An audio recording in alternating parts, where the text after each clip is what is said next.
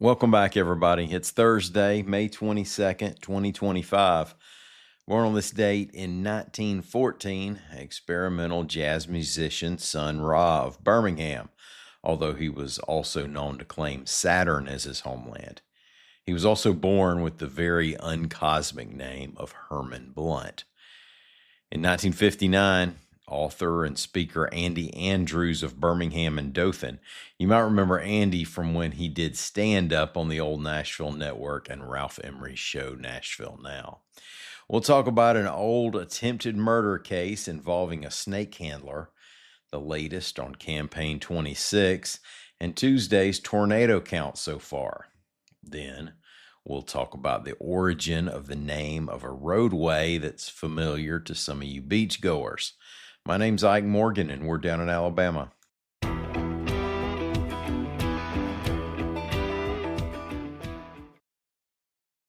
The NBA playoffs are here, and I'm getting my bets in on FanDuel. Talk to me, Chuck GPT. What do you know? All sorts of interesting stuff, even Charles Barkley's greatest fear. Hey, nobody needs to know that. New customers bet $5 to get $200 in bonus bets if you win. FanDuel, America's #1 sportsbook. 21 plus and present in Virginia. Must be first online real money wager. $5 deposit required. Bonus issued as non-withdrawable bonus bets that expires 7 days after receipt. Restrictions apply. See full terms at FanDuel.com/sportsbook. Gambling problem? Call 1-800-GAMBLER.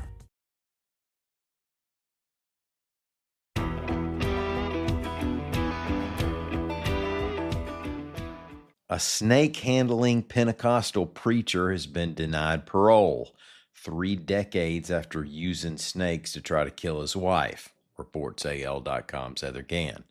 Now, I realize that's quite a lead-in to this story. More than 30 years ago, Glenn Summerford was a pastor of a congregation near Sand Mountain. He accused his wife, Darlene, of keeping time with another preacher man. She denies that part of the story. Regardless, Summerford, who was 47 years old at the time, decided to do away with his wife. And he had access to a deadly weapon, a cage of slithering vipers that Summerford handled during services. An Associated Press story said Darlene Summerford told jurors that, quote, he took a pipe and hit the cages real hard, so the snakes got real mad and then grabbed me by the hair and said he would push my face in there if I didn't stick my hand in there, end quote. She said he told her that he needed her gone so he could remarry somebody else. Now, there are obviously multiple snakes in this story, a brood of vipers, as someone once may have put it. Darlene was bitten twice and left for dead by her husband. Fortunately, according to a previous story by the Daily Home, her sister found her and took her to a hospital in time where she recovered. Glenn Summerford, it turned out, had a rap sheet. The Daily Home reported that his offenses included attempted rape. So he was hit with 99. And later, an extra 30 years for trying to escape from unsupervised release. Now, I'll say that again, an extra 30 years for trying to escape. The paper reported that nobody is on record addressing the Board of Pardons and Paroles on Summerford's behalf. He's now 81 years old. The 2026 statewide election campaigns took another step towards some clarity as a longtime presumed gubernatorial candidate bowed out and another politician is reportedly poised to make a related announcement, reports AL.com's Mike Kaysen. Now, recent reports have claimed that U.S. Senator Tommy Tuberville has told supporters he's going to run for governor, and now several outlets are reporting that next week he'll make just that announcement public. When contacted Wednesday, a Tuberville spokesperson pointed to a story from Punch Bowl News that said he'll make his announcement over the Memorial Day recess, which is all next week.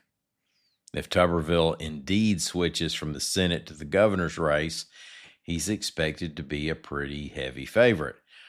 Earlier Monday, Alabama Lieutenant Governor Will Ainsworth announced that he would not be running for governor, Ainsworth has been presumed a candidate for years. Now, that helps clear the way for Tuberville to run for governor, unless ongoing questions about his residency turn into a political or legal hurdle.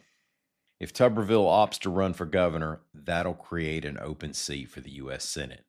Alabama Attorney General Steve Marshall has said he might consider that Senate race. Former Alabama Secretary of State John Merrill has mulled Senate runs before, and former Congressman Bradley Byrne has run before. On the Democratic side, the last member of the party to hold that seat, Doug Jones, is also the last Democrat to win a statewide race. Well, storm surveys are going to take days to complete, but the National Weather Service so far has confirmed 6 tornadoes that touched down Tuesday afternoon and evening in Alabama, reports AL.com's Lee Morgan.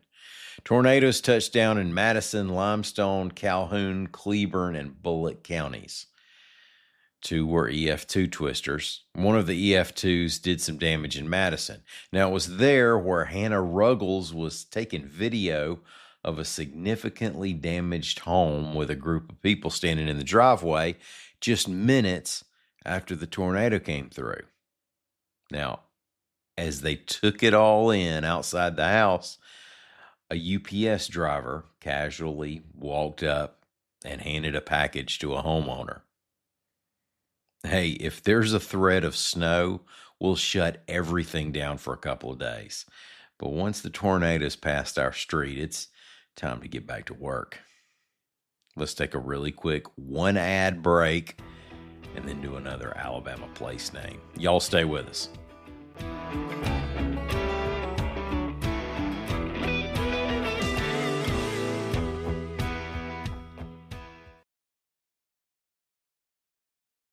This episode is brought to you by LifeLock. Not everyone is careful with your personal information, which might explain why there's a victim of identity theft every 5 seconds in the U.S. Fortunately, there's LifeLock. LifeLock monitors hundreds of millions of data points a second for threats to your identity. If your identity is stolen, a U.S.-based restoration specialist will fix it, guaranteed, or your money back. Save up to 40% your first year by visiting lifelock.com/podcast. Terms apply.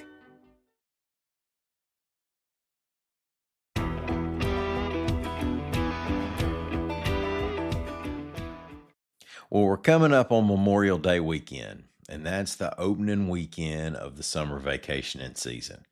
Now, on the Gulf Coast, we called it the summer tourist season. Folks from Montgomery, right on up to Illinois and Ohio, will drive down to the Gulf Coast to serve as seagull targets for a couple of days. Now, depending on your coastal destination, there are a number of Alabama cities, stops, and roadways along your drive. And one of the major ones is Ross Clark Circle in Dothan. Now, Dothan was probably ahead of its time back in the 50s in having a perimeter circle the city.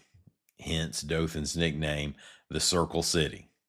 To folks who live there, Ross Clark Circle is simply the circle. To motorists who frequently pass through, it's the stretch of roadway that offers dozens and dozens of places to drive through for one more road meal before you get to the beach. And if you don't live there, but are close enough to have heard local TV commercials on WTVY over the years, well, you probably think everything is located on Ross Clark Circle. You've seen stores come and you've seen stores go, but King's has lasted through them all. King's Furniture and Appliance on the Circle in Dothan. Let me ask this. Did anybody ever get a $20 bill free from that boy who used to work there? Old timers know what I'm talking about. Where we service everything we sell. Even your Continental Championship Wrestling was right there on the Circle at the Houston County Farm Center. Austin Idol and all of them. Now, today's Alabama place name, if you haven't figured out from my rambling already, is Ross Clark Circle, as has been reported in numerous places, but we'll give credit to Ken Curtis of WTVY since we have a link to a fun piece on the Circle he did a few years back. John Ross Clark wasn't from Dothan. He was an Elba businessman who took his own life in 1955 while State Route 210 around Dothan was under construction. Being a state highway involving state money, the new circle was named by the state. And it just so happened that Ross Clark had been the brother-in-law of Big Jim Folsom, who in the late 1950s was serving the second of his 2 non-consecutive terms as governor. So Big Jim decided to name the circle in honor of his sister's late husband. And that's how the name of a man who didn't have much to do with Dothan at all is now a pretty big piece of the city's identity. Thank y'all for listening to us. We'll be back here again in the morning. Until then, y'all come by and see us anytime you want to on the internet at al.com.